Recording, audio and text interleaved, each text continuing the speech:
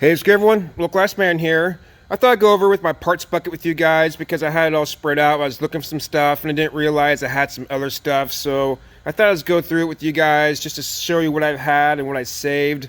Here in my parts bucket, I guess. So over here I had the stuff for the 500 and over here for the 546. I guess some of the stuff could be used for the 500. But I got a board brush right here. That's kind of old.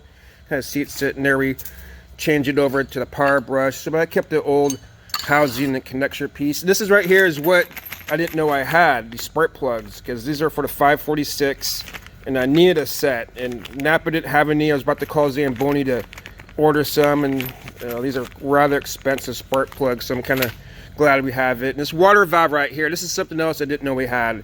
I know I had one sitting on by my desk for a long time, but I didn't know I had one of these in the bucket, so I must have ordered one not realizing I had one.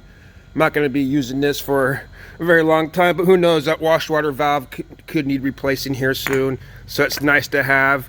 This right here, this is a wear plate. What I'm going to do is going to go through some of the stuff I have here, explain what it is, just in case you guys don't know what it is. I don't have tons of parts here, but this is old stuff from the machine I just kind of kept, or if I ordered something and didn't need it, I just kind of threw it in a bucket over there. But this right here is a wear plate for the wash water. When you take the wash water impeller out, there's a wear plate that slips in there. I've known I replaced it in the past. It's kind of hard to get out, so last time I replaced it, the impeller itself, I didn't replace the wear plate. You want to kind of replace the wear plate if it needs to be replaced. So just something to note that you guys, I don't know if I never actually discussed it in the wash water videos, that when you take the impeller out, there is a wear plate that goes in there so it doesn't wear the side of the, I guess, the motor housing, so to say. So that's a wear plate thing. That's kind of good to have. We got some belts here for the governor. And I believe a spare belt. That Zamboni sent me a spare belt. There must have been a problem with the 546 belt that came with it, because one time they sent me a belt. So I kind of replaced it and threw the old one in the bucket because it wasn't bad. It just, Zamboni sent me one, so I thought I should replace it.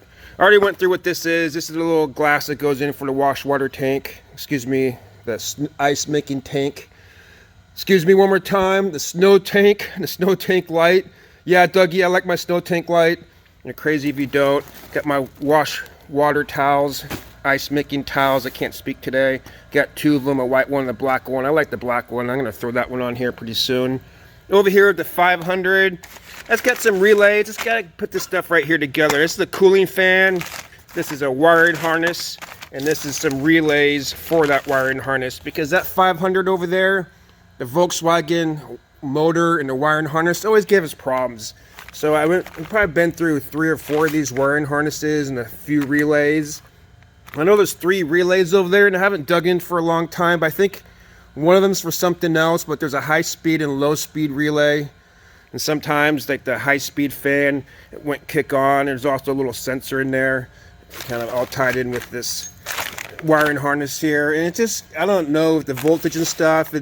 At one point we actually had it. I think that is the sensor right there that screws onto the side of the radiator right there. Because at one point we've kind of replaced everything on it because it always gave us trouble. It go from high speed to low speed. And that's one thing I kind of digress, like the 546, its cooling fan is driven by the motor with a belt. I kind of like that. But this over here was an electric fan, and this thing would burn out sometimes, or the wiring harness would go bad on it. It just always gives us trouble. So, and not so much lately because we don't drive it a lot, but just having spare ones in stock because it was giving us problems a long time ago. Throttle cable, I ordered a throttle cable for the 500, never got around to replacing it. I think I fixed it some other way. And over here, what do we got? This is a solenoid right here. I already placed a solenoid on the 500 for the fuel management, but I kept the old one and some extra hose just in case. Over here, this is all like emission stuff. This is a O2 sensor for the 500. Again, I just kind of kept it, just I don't know why. It's for visual purposes, I guess. But this is an O2 sensor, screws on the exhaust pipe. I believe that there's 2 of them on this machine. I know there's some on that one. They may be a little bit newer looking. That's your, you got your O2 sensor. You got a propane filter for the 500. Again, we kind of replaced that, but kind of kept the old one. This right here is a converter for the 546, and you see we have another one sitting right here. This is the converter for the 500. So this converts the the vapor, the propane, excuse me, it converts the liquid into a propane by using the coolant to kind of heat it up. And this is kind of like a little water jacket. That's for the 500. But there's something somewhere else I had for this stuff right here. What do I do with that stuff? There's these little connections right here that were in a bag somewhere that I want to make sure I don't lose. So we'll find those here in a minute and put those right next to it. On here we got some diaphragms for the converter here. I got diaphragms for either converter. I don't know, it's just one time I tried to rebuild one and it didn't turn out very well. And I heard it's just better to get a new one anyway, but I still had rebuild kits. I think some of these real build kits were here before me, and I kind of ordered some more, thinking I was going to do it, but never kind of got around to it. So one of these days, maybe I'll try to rebuild one of these things. I don't know. And we got an extra carburetor here. Carburetor on there, I don't know why it went bad. I know Zamboni recommend that we get a new carburetor. And this little diaphragm right here, it sits inside the carburetor and it helps manage fuel. And there's different colors and different numbers. It means different things. Well, I kind of kept the carburetor just so I could see. There's the air management and the fuel management down on the side right here. I just kind of wanted to see it so when I know I have to go to rich or lean, I know which way to go without dipping my head too far into the carburetor. Another rebuild kit for a converter there. As here, right here, we got an old tachometer here for the Zamboni 500. Just a long time ago, I kind of know why I keep this stuff. Long time ago, this needle went haywire. It just started going up and down everywhere, and I think eventually it just stopped working. So we kind of had to order a new one. The new one has electronic hours meter. It's about the only difference, but other than that, everything else works. So maybe I'll take this thing home one of these days as a souvenir here. I don't know. Maybe a little giveaway or something. I don't know, but I don't know why I keep these things.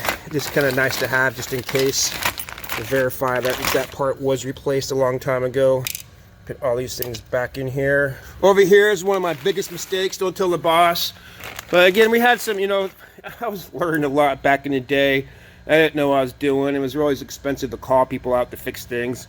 But for some reason, I thought the governor to the Zamboni 500 was going out, so I got a new governor in here and ended up fixing it for something else. I'm not sure exactly what it was. As far as the boss knows, that's the old one. The new one's in the machine. But anyone else who sees this, if we ever need a spare governor for the 500, there it is right there. So got some old cooling hoses. I think one of them is new, but the other one, these cooling hoses are actually off the 500 there. And I kind of kept the old ones just in case. If you ever have a hose burst on you, it'd be nice to have a spare one, even though it's kind of old looking. But over here to the 546, so to say. And again, some of these parts can go back and forth. You got a bearing for the blade wheel. We always intended to replace the bearing on the blade wheel, but we never kind of got around to it. So it's always kind of here. The blade seems to be turning nice up and down, but if you ever have to replace it, there it is. These are brackets for the tire wash system. I had another project I was going to do there, and I got one day I want to look up exactly what these things are. I can never get what these things are, but these are brackets to the tire wash system. Well, here we go. This is what I was looking for. These little connection pieces that screw on. Actually, I believe that's maybe for this older unit right here. There's little pieces that screw on. They screw the cooling hoses onto the converter, because these ones have a little bit different setup, but nice to have those in stock right here. These are, well, I forget what these things called, bushings. You know, these are for the lift bushings. God, what are these things called? Taper locks, not taper locks. I'll insert the name in there. I had to name it at the tip of my tongue. Compression rings. But anyway, we replaced the lift bushings on the conditioner. These things go inside, and the bushing goes in there. And the reason why I have a spare set, because when I ordered the first time I replaced the bushings, I didn't know what these things were, and I didn't really see them in there. I just kind of replaced them. So every time I've ordered a set of bushings afterwards, I just kind of replace it. I guess I don't need these things next time I order a set, but I kind of kept an old lift bushing there just to show people, and little clips that clips them on, just in case something happens, we lose one. We kind of already paid for it. Stick it all in that bag right there. I'll get to what this is here in a minute, because that's kind of a special thing there. A little, obviously an O-ring for something, probably a cooling jacket as well. As there's something here, another cooling jacket type deal. Little, what do you want to say? Gasket right here. This is for the 546. And I think the one that was on there was still good. The one that's kind of like the plastic piece that bolts onto the motor where the hose sticks onto. Here, there's a spare one of these things. We gotta put that over there. So this is just obviously a gasket right here. Now I know these things are Zamboni. Who knows where they go to? I probably know where these things go to. These things go to this probably right here. Oh no, they have the bolts right there. These are the eye bolts for the springs to the blade bar. And sometimes I order stuff and over the years I don't replace it because it doesn't need replacing. But when I go order it many years down the road, I don't realize I still have it. There's some random bolts, and well, these are nice to have. Plastic washers. I get that at a local hardware store. I don't need these. And here's a lot of these things right here came with the bearing, as well as this right here, the horizontal, the vertical bearing, auger bearings. This comes with it for a spacer, I think, for different applications or different machines. You may need that spacer, and you always have these little grease zerts that come with them. I just kind of keep them even though we don't need them because they kind of, there's always zerts there already. Some other random washers, and I don't know exactly what this is. I'm pretty sure it's Zamboni though, but it probably some kind of, obviously for hose or some kind of bulkhead bolt or something. No random washer. But this is a key to the battery cutoff switch on the Zamboni over there. It kind of failed. A couple things actually came broken on the 546. So in a minute, but the cooling leak, this was broken, and some bolts are loose on it, plus something else I can't remember. But I don't know. It was kind of, I don't know if it was a disgruntled employee that day, but wasn't really their fault because it's just something they ordered and put on a machine that broke. But they got a part to me really quick. No worries. I just kind of kept the key just in case you lose the other one. What do we got over here? All right, this is a nice little find right here. This is a sprocket for your horizontal auger. And this goes on the motor. You have a chain that goes to the actual auger itself where you have a taper lock, another sprocket. But this is the upper sprocket for the horizontal auger. Nice to have. Again, I order it and I just didn't need to replace it because the other one's still good. Here's some other random fuse parts. I don't know why I have these things, but it's good to know I have them. This right here, we'll talk about that here in a minute. Spring for your plunger, for your icebreaker, ice chipper right there. I know why I had this thing. I was going to do something a little funny with the newer machine, but never really got around to it. A little handle for your ice making water. Why we have that? I don't know, but it's nice to know that we have it. This right here is your hot water, ice making water. And I'm going to do a separate video on this because I think this is the coolest thing is to have on the machine. I don't care if you're a new driver, an old driver, seasoned driver, you want to call it. To know how much water you have in your tank while you're in the cab is awesome. So this is the sending unit, so we know how much water is in the ice making tank. What happened was this piece broke off of here. I kind of taped it on just, for temporary, but it kept falling off. Even if the tape all that hot water in there, it would fall off. But it's good to know they have, because I can replace this part right here, as well as I have to replace this bottom part here. And it's just good for show, to show people exactly what it is and how it works, I guess. I don't know. Brake pad, pedal. This thing always comes off, so it kind of eventually just kind of threw it in the parts bucket. And over here, this is something I'm eventually going to want to stick in the machine. This is for the 546. I'm just assuming this thing right here is an error code indicator. It tells you what's wrong with the machine. Never guess I don't think it came with the machine. We did have some issues with the machine early on of it bucking, and kind of like, it was almost like driving a stick shift. You didn't have enough gas. It was just like bucking on you. And still kind of continues to do that every so often, a little bit. But they came out years ago and did a software update. I think that fixed it. They also sent me new coil packs at one point. It was a huge issue, and I was getting a little frustrated at the time because it was a brand new machine. So I think they set this out there to help diagnose the problem, but I never installed it because it was something that would just kind of every so often start doing it. And I actually had to record it. This is back in the day before I was doing my channel. I actually record it and send a video to Zamboni saying this is what it's doing. You can see that the needle jumping up and down, and the machine would just be bucking everywhere. And I think the software update took care of most of that. But I want to install this one these days. It looks like it just kind of hooks to the battery. Then you have something that goes to the back of this thing. And this right here goes to somewhere in your engine cap. It's probably really similar to the mixture monitor, the 546. So there's a nice pencil right there.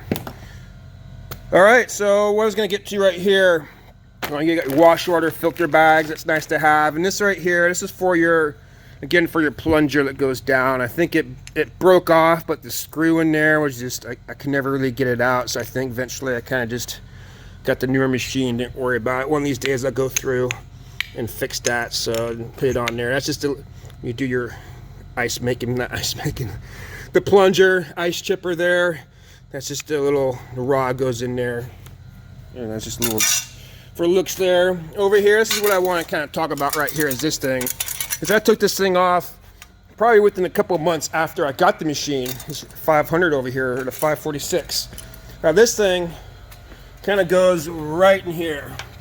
And if I don't know exactly how it goes here, but I remember it going somewhat like that. And what happened is that these bolts right here would get in the way of trying to take. You couldn't take the plate off without taking that bolt off.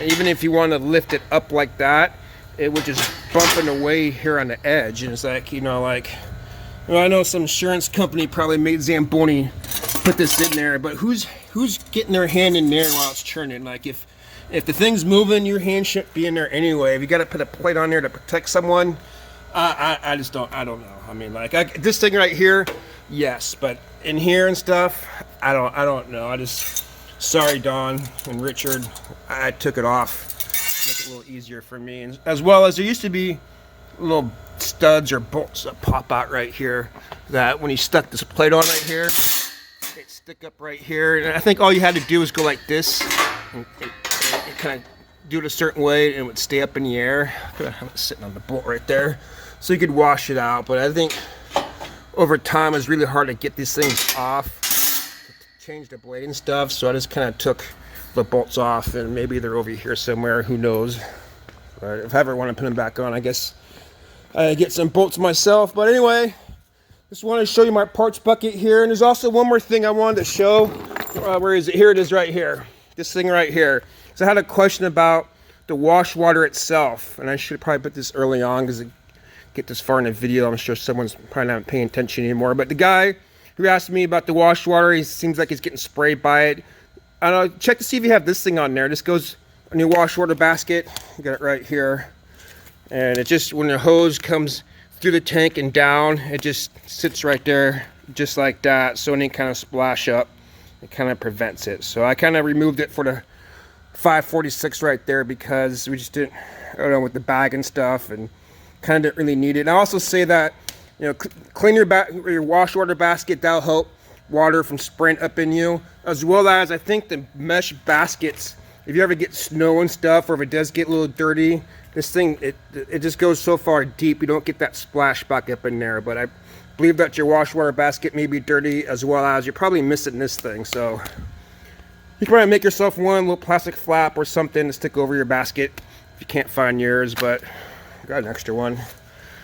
All right, I don't think I can add too much more of this. I just want to show you my parts bucket, what I got here. I can't show what I don't have. I don't have tons, but it's some. That's all I have for you guys today. Thanks for watching. As always, hope you learned something. And like the local Iceman says, stay cool.